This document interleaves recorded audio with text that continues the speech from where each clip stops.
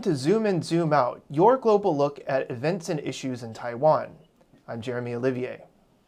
Taiwan, despite its small size, is one of the world's most powerful economies.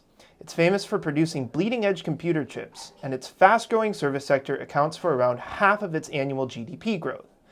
But behind those giant industries are millions of workers who toil to provide these goods and services for both their country and the rest of the world.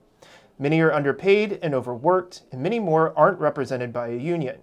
But Taiwan does have a history of labor activism and unions, one that has helped bring about big improvements in worker conditions over the years.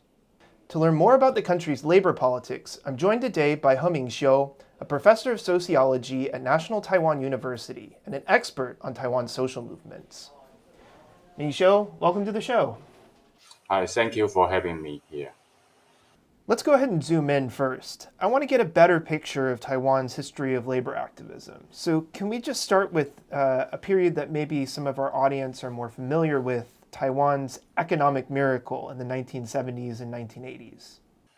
Yes, actually, Taiwan's labor movement makes its historical debut in 1920s. That was during the colonial era.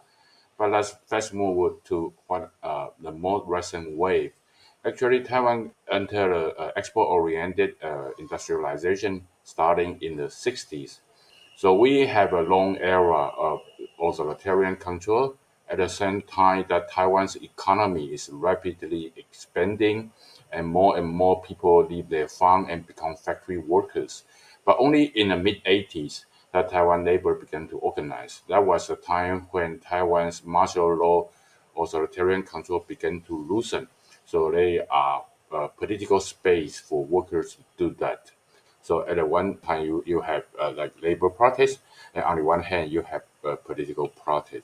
So two forces actually join together in the making of Taiwan's democracy. Let's talk about how the movement has evolved since then, since Taiwan became a democracy. What are some of the biggest accomplishments that this movement has made in terms of workers' rights? I would say that the biggest achievement for Taiwan's labor movement is that they enabled many reforms in labor laws and improved the labor protection. Prior to the rise of labor movement, we have a labor law called Labor Standard Act that was enacted in 1984, and that guaranteed minimum protection like working hours, overtime, and so on. But the law was never enforced. But it was due to the labor movement and labor protests that the government and the employer began to enforce the law. So and also over the years, the law expanded from manufactured workers and to the protection of white collar workers, and also other like unemployment benefit. It's only just beginning like 20 years ago. So in 80s, 90s, when workers were fired or dismissed, they cannot have any support, and that was also achievement due to the labor protest. So lots of different achievements in terms of benefits, but one issue that keeps coming up year after year is Taiwan's low wages for workers. Why haven't unions been able to make as much progress on this issue?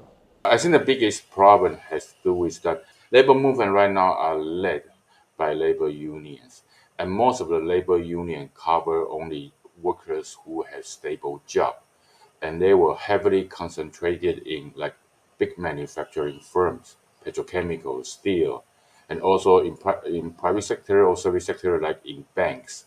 And so the unionization is very concentrated in among the workers who have tenure protection, and that create a problem for the focus, because the focus is biased. Labor union leaders don't usually pay attention to what we call irregular workers, and irregular workers usually are comprised of part-time workers, dispatch workers, and contract workers, and these are the people who tend to receive minimum wage. So the problem has to do with our labor union are not evenly spread. So labor union don't usually pay attention to those workers who are disadvantaged, are marginalized. So you've mentioned in your last answer some of the unions that Taiwan has. What are Taiwan's biggest unions right now, and what are the main characteristics of these organizations? It's a little bit complicated to explain the union structure in Taiwan. Uh, on the surface, according to official statistics, like 33% of working force have joined labor union. But you have to remember that the majority of them join the so-called occupational labor unions. These are most of the people who are self-employed, all those workers who work in small micro enterprises, usually family enterprises, is that this is the only way that they can get labor insurance and national health insurance.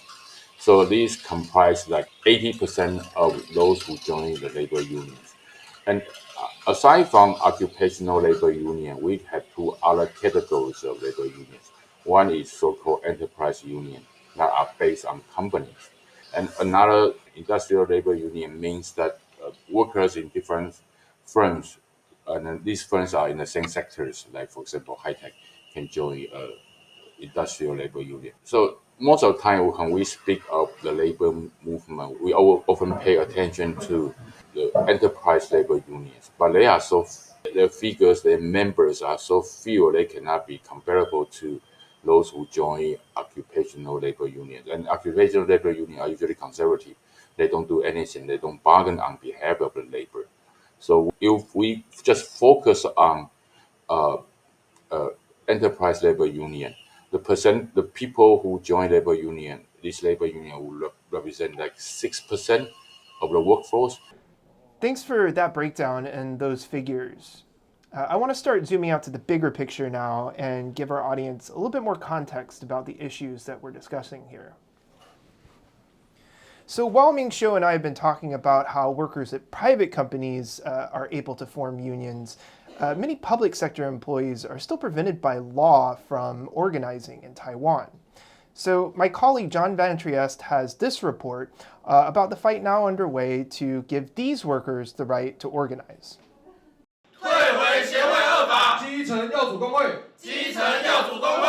Taiwan's government workers say they've had enough. From firefighters to the police, and now legal clerks, they all want one thing: the right to form unions. Taiwan's law doesn't allow public employees to organize. But with an election just months away, there are fresh signs the push for unions is gaining political traction. It was the firefighters who set off this wave of discontent. They've stepped up picketing since September, when a fire at a factory that had violated safety rules killed 4 of their comrades. They say a union is the only way to pressure the government into enforcing safety standards, stopping more preventable deaths. In the final stretch before Taiwan's national elections, the country's main opposition parties have picked up the union cause. KMT presidential candidate Ho Yo-i and his TPP rival Ko Wen-je have given public sector unions their blessing. Now, the union push is gaining support in Taiwan's legislature, too. But so far, only the opposition has been explicit in its support. The ruling DPP was the only major party not at a press conference backing unionization on Wednesday. A spokesperson for DPP presidential candidate Lai Ching-te, one of the 2 candidates who have not pledged to back the firefighters' demands, stopped short of supporting a union. So Ming-sho, we just saw how some labor issues are affecting Taiwan's national politics. And now, we have national elections that are less than 2 months away. So given that, do these protests against the administration pose a challenge to the DPP's candidate, Lai Ching-te, who just so happens to also be the current vice president?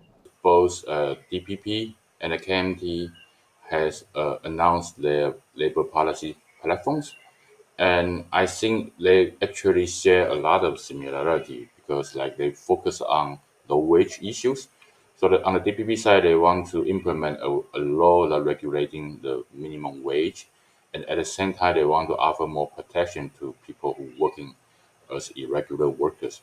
And on the KMT side, they also want to improve, to solve the problem, the low wage. They actually set a target of minimum wage. And also it tried to revise the law so that encourage enterprise to pay more salary, and in so doing the the enterprises can have tax reduction.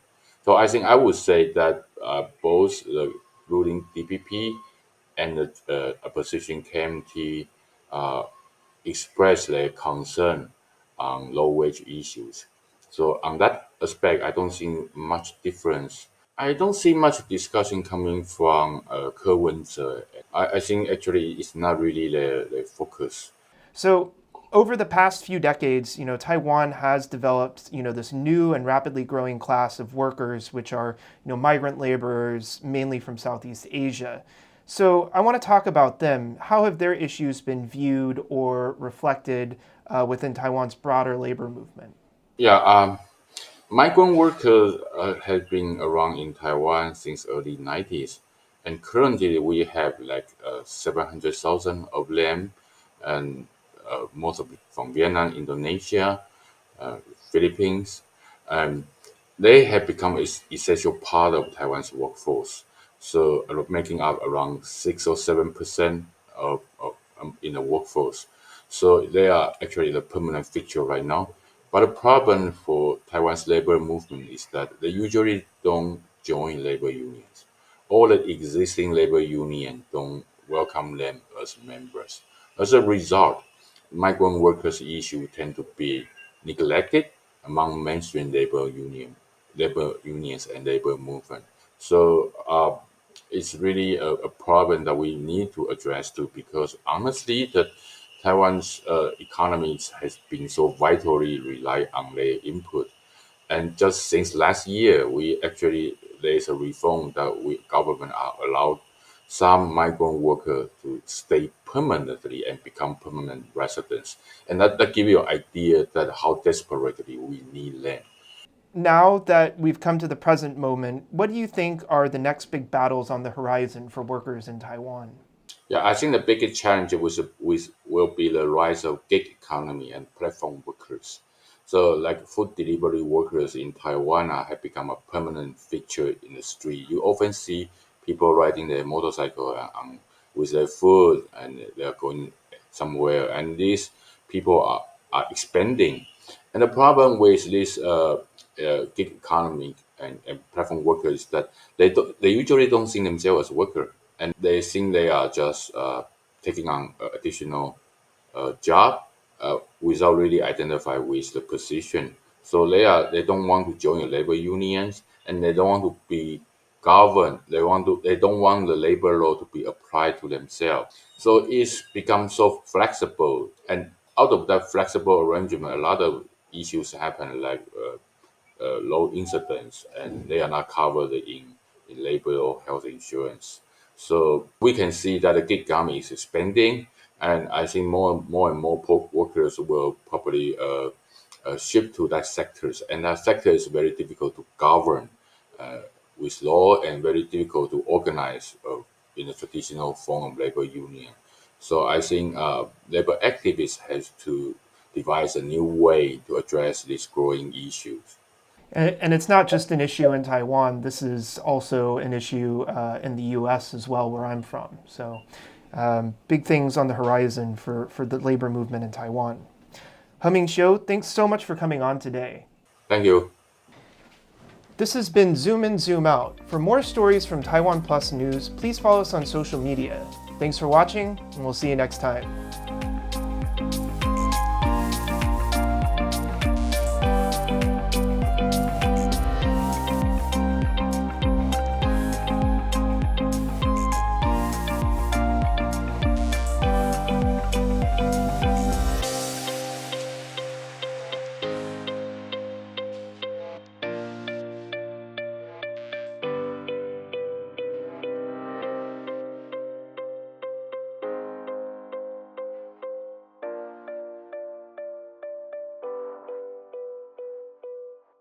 I'm Leslie Liao in New York City, and this is Taiwan Plus News, a voice of freedom in Asia.